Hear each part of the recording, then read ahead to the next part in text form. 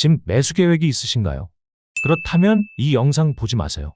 끝까지 보시고 나면 아마 못 사게 될 겁니다. 지금 대한민국에서 가장 위험한 판단 중 하나가 바로 이거거든요. 집만 있으면 괜찮을 거야. 혹시 이런 장면 익숙하지 않으세요? 집값은 12억인데 점심은 편의점 도시락. 아파트는 괜찮은 동네인데 외식은 거의 안 하는 집. 30년 직장 다니고 퇴직했는데 2년도 안 돼 현금이 바닥난 사람. 남 얘기 같으세요? 아닙니다. 이게 지금 당신 이야기일 수 있어요. 특히 30에서 40대 직장인, 부모님 은퇴가 시작된 50에서 60대라면 이 영상은 꽤 불편할 겁니다. 이 영상은 부동산 전망 영상도 아니고 투자 조언도 아닙니다.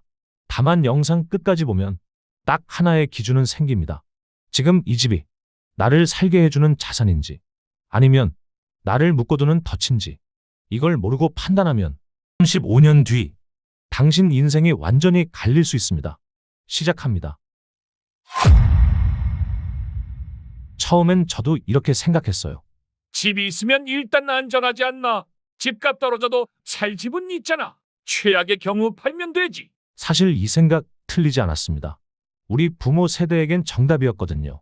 1980년대 강남 아파트 3억이 지금 20억이 되고 1990년대 분당 2억이 12억, 2000년대 판교 5억이 15억이 된 세상.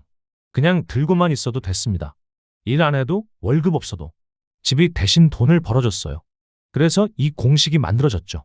집 이꼬르 자산 부 이꼬르 노후 안정. 그래서 우리는 자연스럽게 이렇게 생각합니다.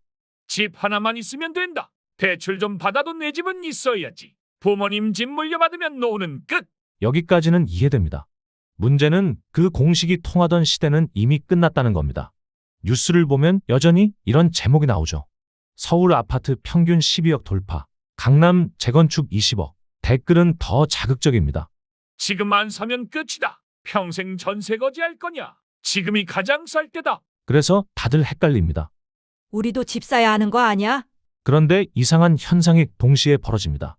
집은 있는데 돈은 없는 사람들이 급격히 늘어나고 있어요. 이 사람들에게 붙은 이름 바로 부동산 푸어입니다. 솔직히 처음엔 이해가 안 됐습니다. 그런데 통계 하나를 보다가 여기서 멈칫했습니다. 60대 이상 주택 보유율 70%. 그런데 동시에 노인 빈곤율은 OECD 1위.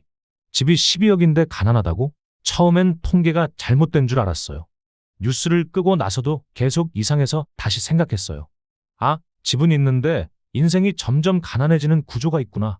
이때 깨달았습니다. 우리가 말하는 자산의 정의가 바뀌었다는 걸요. 통장에 있는 돈, 매달 들어오는 배당금, 월세 나오는 건물. 이건 자산이 맞습니다. 그런데 내가 살고 있는 집은요. 팔지 않으면 현금이 안 되고 살고 있으면 수익은 없는, 매달 관리비, 세금, 이자는 빠지는, 쉽게 말하면 이겁니다. 집은 자산이 아니라 필요할 때 팔아야 하는 담보에 가깝습니다. 문제는 그 담보를 팔면 내가 살 곳이 없다는 거죠. 여기서 시간을 넣어봅시다. 짧게 보면 집 가진 사람은 부자입니다. 길게 보면 집 가진 사람이 가난해질 수 있습니다. 같은 집인데 시간을 길게 보면 적이 됩니다. 여기서 김 부장 사례를 볼게요. 김 부장은 60세로 퇴직했습니다. 서울에 아파트가 하나 있습니다. 집값 12억, 대출 3억, 현금 5천만 원, 순자산이 9억 5천만 원. 부자 맞죠? 상위 10% 들어요. 그런데 매달 계산해보면 이렇습니다. 대출 이자 플러스 세금 관리비 플러스 건보료 생활비. 매달 263만 원이 부족합니다. 이 집은 자산이 아니라 매달 자동이체로 빠져나가는 짐입니다. 다른 케이스도 볼까요? 박 과장 50세 현직 직장인, 서울 송파구 아파트 18억, 대출 12억, 순자산 6억, 월급 500만 원, 월 대출 상환 350만 원, 월급의 70%가 대출로 나갑니다. 박 과장은 이렇게 생각해요. 지금은 힘들어도 10년만 버티면 괜찮아질 거야. 10년 후 박 과장은 60세가 되었어요. 대출 많이 갚아서 4억 남았다고 칩시다. 집값 20억 됐다고 좋게 봅시다. 순자산 16억. 훌륭하죠? 그런데 퇴직하면 월급이 없어요. 남은 대출 4억, 월 이자 150만 원, 연금 80만 원, 매달 70만 원 마이너스. 이 계산이 무서운 이유는 틀린 숫자가 하나도 없기 때문이에요. 박 과장도 결국 김 부장과 같은 자리에 서게 됩니다. 김 부장, 박 과장이 망하는 이유는 집 때문이 아닙니다. 매달 들어오는 돈이 없기 때문이에요. 집은 팔지 않으면 현금이 안 돼요. 살고 있으면 월세도 안 나와요. 오히려 매달 돈이 계속 나가요. 지금 한국에서 가장 위험한 자산은 현금이 안 나오는 집입니다. 이게 한국만의 문제일까요? 아닙니다. 일본 1990년대 도쿄 집값 폭등 후 버블 붕괴, 30년 동안 집값 회복 안 됨. 미국 2008년 서브프라임 모기지 사태, 수백만 명 집 압류. 한국도 지금 똑같은 패턴이 반복되고 있습니다. 왜 같은 일이 반복될까요? 그건 인간의 심리예요. 과거 집값 상승 경험에 고정돼요. 집값 오른다는 뉴스만 보여요. 집값 떨어지는 걸 인정 못해요. 이 세 가지가 합쳐지면 사람들은 계속 같은 실수를 반복합니다. 그리고 주변 압력이 더해져요. 너 아직도 전세야? 집 없으면 결혼도 못해? 부모가 집 하나는 물려줘야지. 이런 말 계속 들으면 사람들은 무리해서라도 집을 사요. 지금 안 사면 나중에 더 비싸질까 봐요. 20년 전이었으면 이게 정답이었어요. 하지만 지금은요? 2021년 최고가에 산 사람들 지금 엄청난 손실이에요. 2022년 대출 최대한 받아서 산 사람들 이자 못 갚고 있어요. 같은 전략이 다른 시대에는 재앙이 됩니다. 2025년 지금 우리는 어디에 서 있을까요?